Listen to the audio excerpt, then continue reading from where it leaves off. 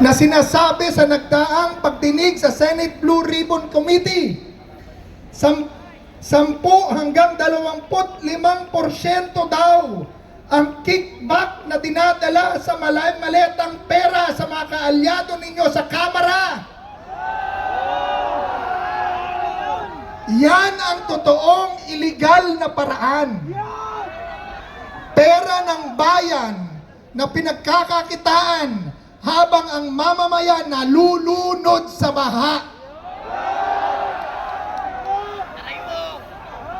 Ngunit, nasaan ang warrant of arrest para sa kanila? Nasaan ang mabilis na aksyon ng ombudsman para sa mga opisyal ng administrasyon na hayagang itinuturo sa bilyong-bilyong pisong flood control scam? Wala! Wala!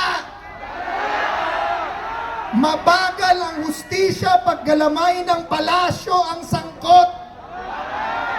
Pero pag kay Marcoleta na nangunguna sa pag-iimbestiga sa anomalya sa Senate Blue Ribbon, napakabilis ninyong mag-imbento ng kaso.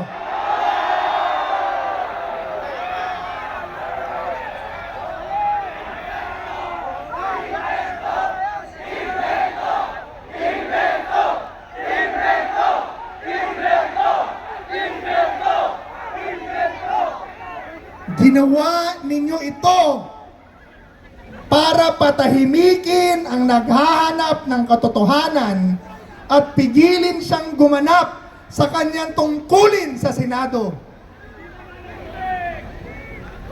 Mga kababayan, dahil sa garapalang panggamit ng kapangyarihan, dahil sa panggigiit ng double standard, kung saan ang administrasyon ay protektado habang ang oposisyon ay pinatatahimik, nawalan na ng tiwala ang taong bayan sa lideratong ito. Kaya huwag tayong magtaka at huwag kayong magtaka kung bakit ngayon, 4 na taon lipas na ipagbunyi ng Pilipinas ang kanyang panalo bilang Pangulo. June 30, nanumpa po siya. June 30, 2026, yung mga sumuporta sa kanya, nananawagan at nagtitipon-tipon na sabihin siyang, bumaba ka na dyan. Bawal sabihin ng iglesia. Pero maraming Pilipino, yan ang pinananawagan dahil sa kanyang ginagawa sa ating bayan. Pangulong Bongbong Marcos, ang pamahalaan ay hindi kayang magpatupad ng batas ng patas.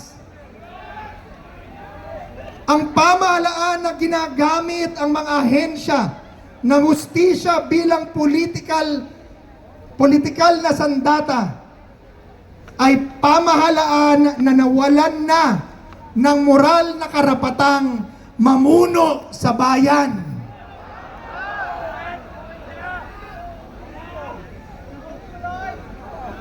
Pero may 2 taon pa siya. Nakakalungkot.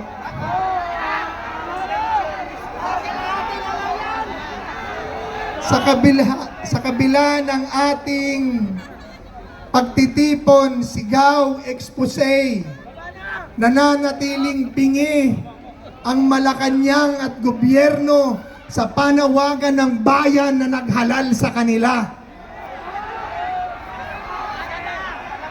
Kaya ang aming pakiusap, kung hindi nyo kayang gawin ang tama, bumaba na kayo dyan!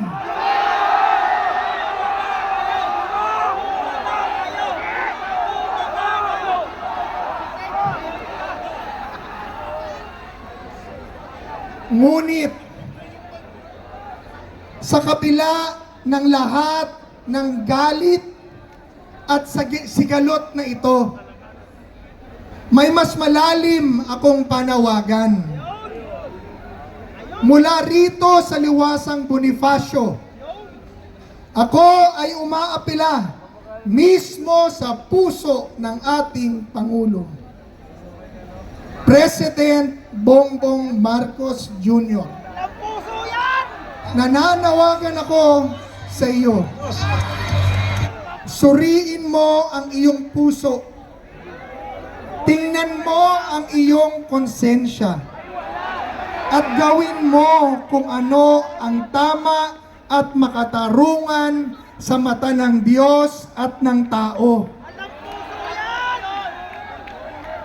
Bilang pinuno ng bansang ito, tinatawagan kita na pangunahan ang buong bansa na lumapit sa Diyos na may kababaang loob at pagsisisi at mangakong gagawin ang tama, sapagkat ito at ito lamang ang unang hakbang para ang habag ng Diyos at para sa katubusan at kaligtasan ng ating bansa. Bilang Pangulo ng lahat ng Pilipino, itigil mo na ang paghahati-hating ito. We are one! We are one! We are one! We are one! We are one! We are one! We are one! We are one! Ipag-isang turing mo ang buong nasyon at ang lahat ng sekta ng relihiyon, partido, at lahat ng grupo. Isang tabi natin ang pansariling pagkakaiba-iba at hidwaan sa politika. Lumapit tayo sa Diyos sa pamamagitan ng panalangin. Panalangin para sa iyong sarili at panalangin para sa buong bayan. Magkaisa tayo na may mababa at tapat na puso na ipatupad ang batas ng patas. Gawin ang nararapat at magtayo ng isang mas magandang bukas. Isang bansang nagkakaisa sa ilalim ng gabay at kapangyarihan ng Poong May Kapal. Kaya ngayong hapong ito, mula rito sa Liwasang Bonifacio, pinaninindigan natin ang ating boses. Hindi tayo aalis. Hindi tayo tatahimik. Hindi tayo matatakot. Ang sigaw natin, katotohanan. Ang sigaw natin, katarungan. Nananawagan tayo sa isang bukas na malaya at patas na imbestigasyon para sa lahat. Kung talagang naniniwala kayo sa transparency, buksan nyo ang mga dokumento sa flood control scam.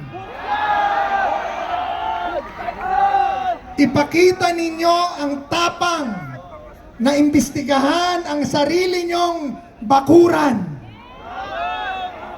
Huwag ninyong gamiting technicality o ang technicality ng batas para ikulong ang mga taong humahadlang sa inyong katawalian. Mga kapatid, manindigan